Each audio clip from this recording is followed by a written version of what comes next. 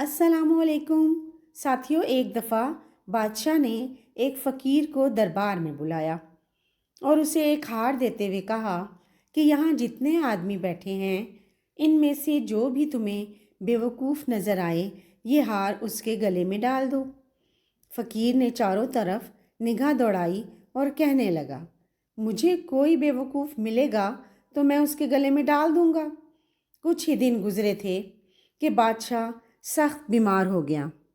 फ़कीर को पता चला तो वो बादशाह की खिदमत में हाजिर हुआ और कहने लगा, बादशाह सलामत, जब आप दौरे पर जाते हैं तो रास्ते में फूल बिछाए जाते हैं। आपके तसव्वुर और सोच से भी ज़्यादा आपकी इज़्ज़त और एहतराम किया जाता है, मगर आप दौरे से वापस आ जाते हैं। मगर अब आप ऐसे दौरे पर जा रहे हैं जहाँ से वापस नहीं आएंगे। क्या आपने कोई ऐसा अमल किया है कि रब्बुल इज़्ज़त आपके लिए वहाँ भी ऐसा ही इंतज़ाम करें जैसा दुनिया में होता है? बादशाह की आंखों में आंसू आ गए। कहने लगा, अफसोस, मैंने इस सिलसिले में कभी सोचा ही नहीं।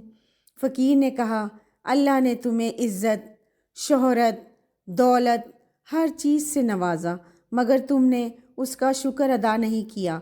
तुमसे बड़ा बेवकूफ़ कौन होगा?